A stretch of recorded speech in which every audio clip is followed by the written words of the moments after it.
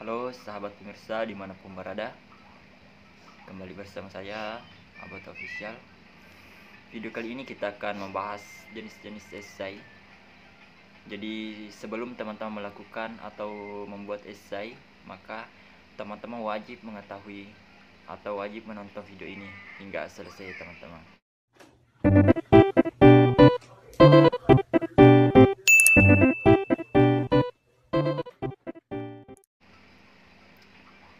Jenis-jenis esai yaitu yang pertama esai deskriptif.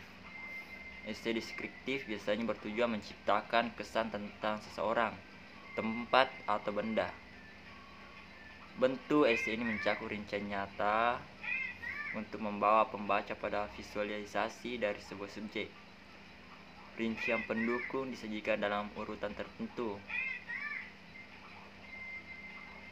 Kemudian kita pindah ke nomor 2 yaitu esai ekspositori. Esai ekspositori ini menjelaskan subjek ke pembaca. Biasanya dilengkapi dengan penjelasan tentang proses, membandingkan dua hal, identifikasi hubungan sebab akibat, menjelaskan dengan contoh, membagi dan mengklasifikasikan atau mendefinisikan teman-teman. Itu ya. Itu untuk esai ekspositori. Namun untuk urutan penjelasannya sangat bervariasi, tergantung dari tipe esai ekspositori yang dibuat.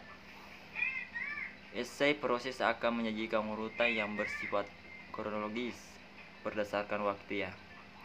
Esai yang membandingkan akan menjelaskan dengan contoh-contoh. Esai perbandingan atau klasifikasi akan menggunakan urutan kepentingan, terpenting sampai yang tak terpenting atau sebaliknya.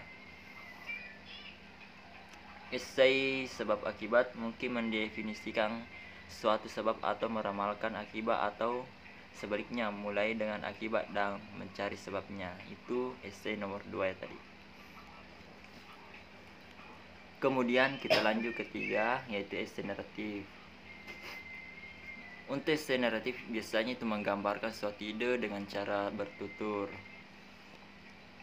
Kejadian diceritakan biasanya disajikan sesuai urutan waktu. Esai jenis ini mendeskripsikan pikiran, pendapat dengan cara bertutur dan disajikan secara kronologis. Itu esai ketiga teman-teman. Kemudian kita lanjut ke esai keempat yaitu esai persuasif. Esai persuasif itu biasanya berusaha mengubah perilaku pembaca atau memotivasi pembaca untuk ikut serta dalam suatu aksi atau tindakan. Esai ini dapat menyatakan suatu emosi atau tampak emosional. Rincian pendukung biasanya disajikan berdasarkan urutan kepentingannya teman-teman. Kemudian kita pindah ke berikutnya yaitu esai tajuk.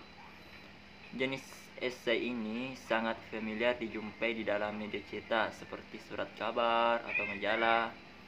Kita mengenalnya pula dengan sebutan tajuk rencana. Pernah nggak teman-teman dengar itu? Esai tajuk memiliki satu fungsi khususnya, yakni menggambarkan pandangan dan sikap media tersebut terhadap suatu topik atau isu yang sedang berkembang dalam masyarakat. Melalui esai tajuk, media tersebut membentuk opini pembaca. Biasanya sebuah tajuk rencana di surat kabar tidak perlu disertai dengan nama penulis. Jadi biasanya ini teman-teman, esai tajuk ini kita dapat di surat kabar seperti koran dan sebagainya. Kemudian yang keenam yaitu esai cukilan watak ya. Kalau tidak salah esai cukilan watak.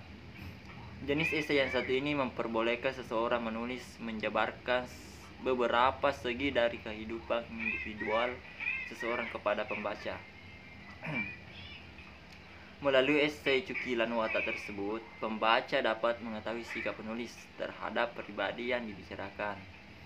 Esai cukilan watak bukanlah biografi, melainkan hanya memilih bagian-bagian tertentu dari watak pribadi individu yang menjadi topik pembahasan. Nah, itu teman-teman kalau esai cukilan watak. Kemudian yang ketujuh, esai kritik. Nah, mungkin dari teman-teman banyak yang mengenal ini esai kritik. Esai kritik merupakan esai di mana penulis memfokuskan diri pada pembahasan mengenai seni seperti lukisan, tarian, teater, dan kesusastraan. Nah, di dalamnya itu penulis berkonsentrasi untuk meluangkan suatu kritik melalui seni-seni ini. Esai kritik juga bisa berisi tentang seni tradisional, pekerjaan seorang seniman, atau tentang karya seni kontemporer. Untuk esai kritik yang membuat pembahasan mengenai karya sastra, umumnya disebut pula sebagai kritik sastra. Pernah nggak teman-teman kenal atau mendengar kritik sastra? Pastinya dong. Esai reflektif. Esai reflektif biasanya itu ditulis secara formal dengan gaya bahasa yang cenderung lebih serius. Penulis mengungkapkan secara mendalam, sungguh-sungguh dan hati-hati dalam mengungkapkan topik penting yang berkaitan dengan hakikat manusia seperti kehidupan, kematian, politik, pendidikan, dan sebagainya. Esai ini umumnya ditujukan kepada para cendekiawan. Nah, siapa nih yang pernah menulis esai ini? Nah, ini kedelapan esai teman-teman yang wajib kalian ketahui sebelum menulis esai. Jangan sampai teman-teman menulis esai tanpa mengetahui esai apa yang akan ditulis, karena itu membuat teman-teman tergelincir dalam kesulitan untuk menulis esai. Jika teman-teman sudah mengetahui jenis-jenis esai yang akan teman-teman buat, maka teman-teman dengan mudahnya untuk membuat esai. Nah, ini teman-teman jenis-jenis esai. Kemudian nantinya kita akan lanjut ke kerangka esai. Seperti apa kerangkanya?